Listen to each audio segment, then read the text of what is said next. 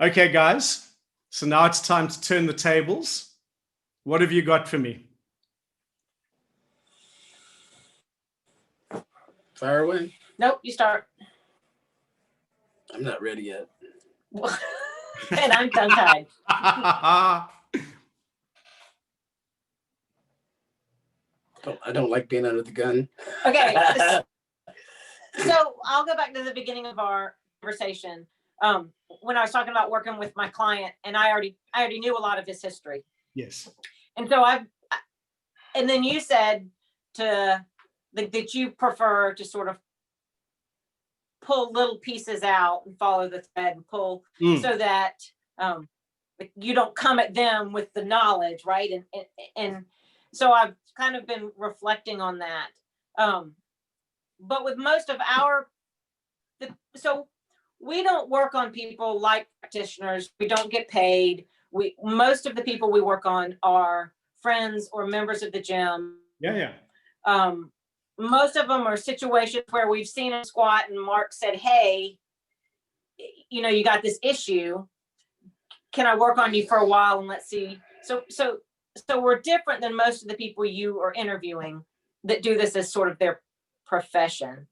And we follow the rules, maybe not so great at test, intervention, retest, but we've honor the sequence, honor the patterns. But most of the people we're working on, we are already intimately connected with on some level. Cool. So the volume of knowledge is there. And if you're coming from you personally are coming from that sort of level with someone, yeah, do you still pull back on the knowledge and let things sort of tease themselves out? Or can you sort of start and maybe guess where we are? I think it's a great question, because if you have a lot of knowledge, the goal of the game is always for them to see the correlation. And so it's how you position it. And so let's say you've got your client that you're working on, his history. I would do an arm test on, show him strong, show him weak. So he's like, okay, what's that about? And whether it be the arm, or you can even have him standing and push on his chest. Can you hold? Now think about this. And it's just showing how direct the impact is of the mind and the body. And then go, so we've been friends, or I've known you for 5 years. This is what I know about you. And this is what I think could be impacting on you. So it's very much about, my interpretation is this could be, what do you think? So it's still about them making that connection. Whereas if we go, your trauma or your history is making you do this, we don't actually know that. So we've got to go, what I think I'm seeing, which is why when someone gets up off the table and we are reflecting what we see, we don't go that, like someone might say, oh, you are happier. No, you can't say that. When I look at you, you look happier. That's through me. I am the reference point and I'm the filter. Whereas I can't say you are happier, because they're not. They wherever they are at. So there's one that I always bring up. It was in Durban. There was two physios working together, and the lady stood up and she goes, oh, I feel expanded. And her partner who'd worked on it goes, no, you're taller. She goes, no, I'm expanded. She goes, no, you're taller. And so the analogy there is, we are putting our interpretation, but if it doesn't match what they're feeling, so if we can find a way to take all that knowledge that you've got and allow them to match with that, and it's same idea of meeting the tissue, making the knowledge you have and the knowledge and what they can understand meet together, And then suddenly they'll go, oh, geez. Wow, Susan, how do you, and you'll go, and you remember that, they go, yep, that. And it's about, we can't tell them what's happening. We can mirror to them what we think we see or what we think we know. And they're going, yep or nope. And if it's a nope, that's a no-go zone until they're ready to go there. And if it's a yep, you can go and, then you've got a whole lot of tassels on the rope to pull, because they've given you that permission. But the challenge is that everything that we see, every story that you know about this particular guy, and this is all of us, we put it through our filters. You were in the military.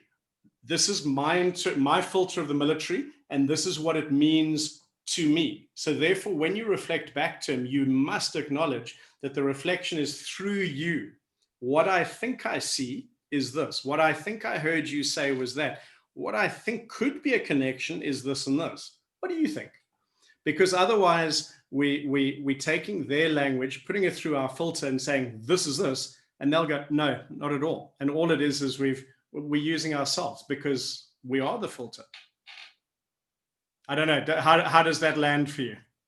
No, it's perfect. That's perfect. Yeah, it's perfect. That's sort of where my question sort of was going as well. How do you, your only goal is to help them realize that themselves and what they're trying to work on, right? So they don't even know they're trying to work on it, right? And you're trying to, how do you bridge that gap into help them figure it out for themselves and work on themselves in a way that's that kind of helps them go where they need to go. I mean, oftentimes you can use the performance aspect, which is what I do with a lot of guys. Is my knee hurts or that. My whole goal is for them to. I mean, I give them some temporary relief, but my whole goal while I'm talking to them is, how do I get you to kind of work on yourself and figure out those situations? Oftentimes, I have to look for them. Go get a massage gun first. Do this. Do some of the things that kind of get them thinking for themselves. It's just pretty much the same question, really. But that's sort of the way I look at it. But that's so spot on, because the thing is that we're changing the way people think about themselves. It's not your job to take care of me. It's my job to take care of me. But if I've grown up in a belief system that says, when I have a problem, I go to my doctor, my chiro, my physio, my whatever, and they will fix me. What it is somebody else has the power to make me better because I don't. And where we're coming from is, you have the power to make yourself better. We can help facilitate and show you how amazing your system is. And you can start to understand the kind of things that are tripping you up. And so if you have that philosophy, you can still go to the physio, the chiro, the doctor, but from a different place. Is they are helping facilitate you healing versus them having the answer. Because, and it's the hardest thing when I teach, to get it for people to let go of that. Yeah. And I fixed this person, and actually they did that all by themselves, really, because if their system decided not to cooperate, you would have got no results. So it was never you. It's with their cooperation, and their cooperation comes through an understanding. And understanding means we have to put it in a way that they can understand it, and then they go, hey, I'm in. I like this. Oh, I want to go deeper there, because I recognize the more I understand this, the better I get there. Because at the end of the day, if someone's coming to me, let's say someone wants to go from squatting 800 to 900, and they're just barely scraping the 800. So I'd have the conversation and say, all right, so our starting point is going to be this. We're going to see what you're doing. We're going to look for the patterns in your body that are interrupting or limiting you now. And that would definitely be in the 1, 2, 3. We'd be able to show that your system will only allow you to go to this point because beyond it, something's going to break. And they're like, and they'd go, okay, that makes sense. So the pattern we ideally want you to be is a 1, 2, 3, which is expanding from the center out. So the other patterns have all been collapsing patterns. So that weight actually feels a hell of a lot heavier because your body's already imploding, and then you add weight.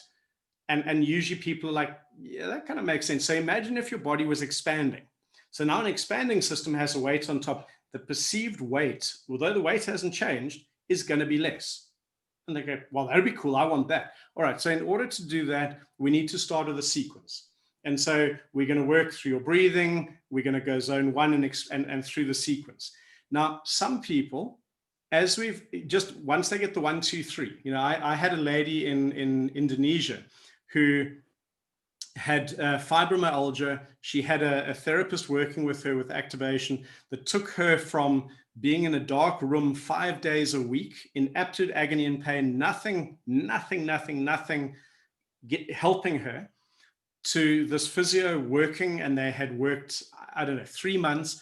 She was now so good that she was on the workshop.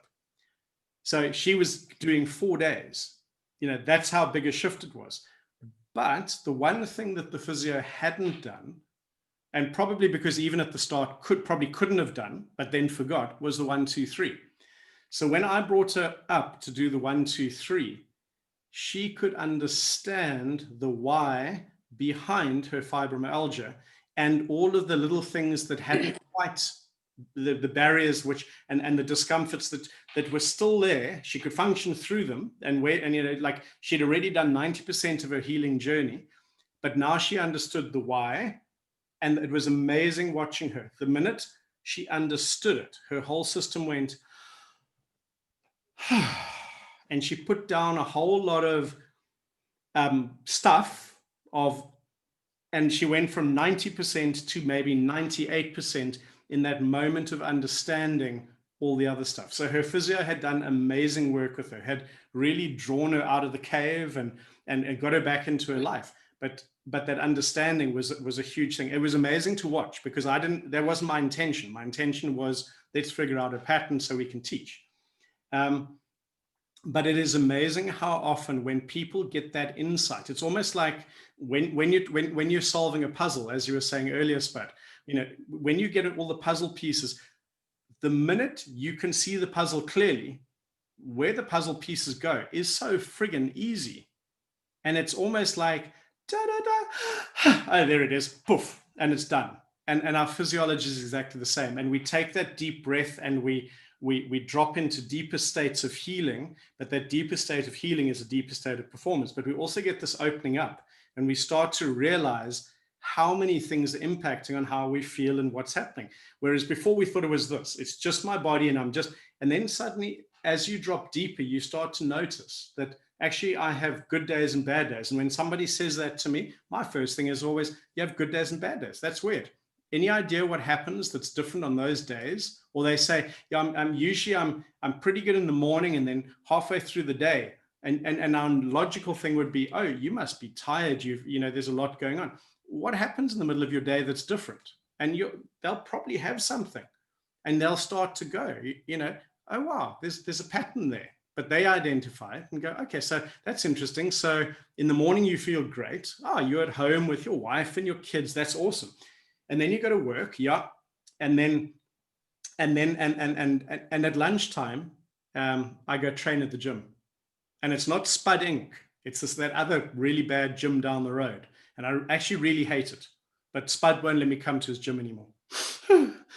And actually, that happens. When I and half an hour before I leave to go work out, my body's already locking up. So by the time I start working out, I'm really struggling, and I really get hard on myself because I never put in a good effort because I'm so uncomfortable. And you know, and if only they understood they're just training in the wrong place, everything would be easy. So it's just about helping people to start to understand that what are the triggers that are impacting, and sometimes they're physical and sometimes they're environmental. And environmental is, you know, literally the places you are, the people that surround you, and kind of what you're doing in those spaces. And all of those are influence and impacting, we don't want to get like super caught up in it, because it's like sometimes when I'm training and like I'll bring up a point and someone will go, oh shit, do I also have to watch out for that? And I go, no, you don't watch out for anything. Don't look out for anything. What do you see? Don't have a checklist of 50 things, because then you'll see nothing. Look at someone or talk to someone and almost go, what pops up?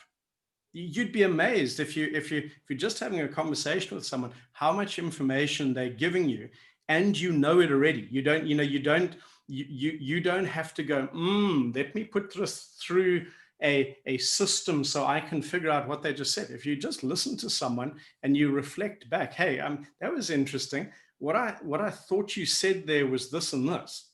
And they might go, well, no, that's not what I said. Or they go, yeah, no, that's exactly what I said. Well, that's interesting, because what I know with what I've been taught is when this is going on, this is usually happening too.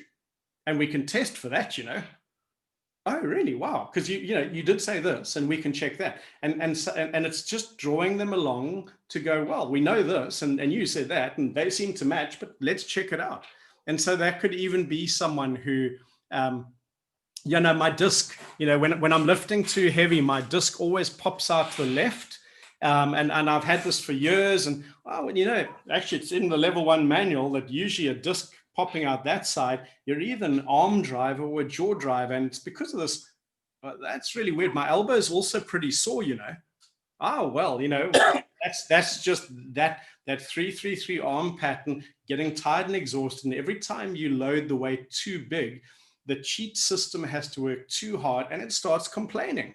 When you don't listen to the complaining enough, gosh, this comes back to a YouTube video, when then things just break publicly. Don't know what you're talking about. Explode beautifully.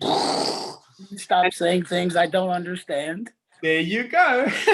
Hey, I'm always saying things that I don't understand. So the worst part is that people actually listen. Ain't that the truth?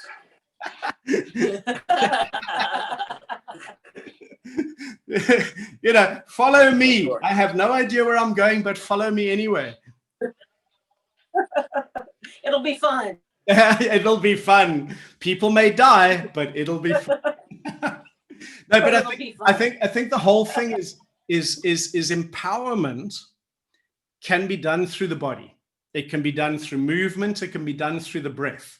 But empowerment is also in the understanding of our breath, of our body, and of what's going on in our world that might be disempowering us, that's stopping us bringing ourselves fully to wherever we want to be. It's amazing, like on a cellular level, if you don't get enough energy into the cell, the ATP, you break down the movement and of flow in the cell. So all that happens is you get more toxins building up, and the more the toxins build up, the less movement there is. So it's kind of, we have to get movement. We have to, it's on all different levels. So if you keep doing the same pattern over and over and over, which is what people do, and expect a different result, it's because you're not moving. Almost the toxicity of that pattern, you're not moving through it. You're just repeating it and wondering, why the friggin' hell am I still in the same damn place? And so it's not really our job to go, hey, dumbass. Well, sometimes it's fun, but did you know that when you do this, this happens, and every single time a friggin' coconut? That really is like going up to a smoker and saying, you shouldn't smoke. It's bad for you. It's like, I get so like, to any practitioner listening to this, if that is what you say to your clients, all you have done is created a huge wedge of separation. They friggin' know. They friggin' know. I love it when people smoke, and like I remember with someone, I am digressing slightly here, but I remember first time ever in the last not unusual in the last 5 minutes, having taking their first big, beautiful, deep diaphragmatic breath, and this dude was like, "Wow, that's amazing." I said, "You know what's so cool about this is the way you were breathing before, you were only getting air to the top half of your lungs. So up there is all this wonderful lung full of smoke. And I want to describe it because when I did dissection, this is what it looked like. But the coolest news is we've just opened up fresh, lovely new lung tissue. So you now, when you're smoking, take a beautiful deep breath and know that you can blacken that part of your lungs too. Isn't that awesome? Good luck with your joy and your smoking after that. And at no point did I say, don't. I think, I'm so excited for you. You have new lung tissue that's never, woohoo! You know, and it was beautiful because it, you know, there were certain words used that are not polite in that, like that, you know, Doug, that's not nice to say. Of course it's not nice to say, but I'm just telling you what's going to happen. We've opened up new lung. Isn't that awesome? Now you get to choose because my clients must always still be able to choose. Just like any part of the process, someone, you know, we don't get to force someone to do this. Sometimes it's really uncomfortable. So when they go, whoa, stop. It's kind of because if it's an empowerment system, they have to have a level of control or a level of understanding throughout the process so we get the best results. And so, you know, it's sometimes it's easy to get caught up in the dun dun dun dun dun dun, and you just go. And because we know what can happen, and the thing is that there's a difference between just waking up systems, which we can do easily. That's easy, but to create like real change and things that are lasting, they have to have a level of understanding. And sometimes that level of understanding is not up here at all. It's purely a physical understanding that the neural system goes, oh, I like that. So it holds on to it. But sometimes it doesn't hold on to it. And that's because this needs to get involved. But that's not everyone. So some people, you do the points, you run through, things switch on, their system goes hallelujah and never ever goes back. All they need is to run the sequence, their body stays a-okay and awesome. And somebody else goes, there's something, I want more. Or you go, what I think I see is boop, and you get more and you can go deeper, but they still have to go, cool, let's do it. And it's amazing because the thing about it is when they are taking that ownership, it's not your problem anymore. When you have to fix somebody, it's your problem. It's your responsibility. It's your burden. And it's bullshit. We've been taught wrong. You know, your life is your life. I have a philosophy and I have a framework and I have ideas that I believe can help you. If you're interested, I will share. If you're not, it's okay. There are many people out there that will waste your time and take your money. And then in 5 years' time, come back and we'll talk again. I'm just going to charge you a hell of a lot more. You know, yes, that's how my world works. Weren't you doing that every us? Delay. Awesome. Well, that was great. Thank you, guys.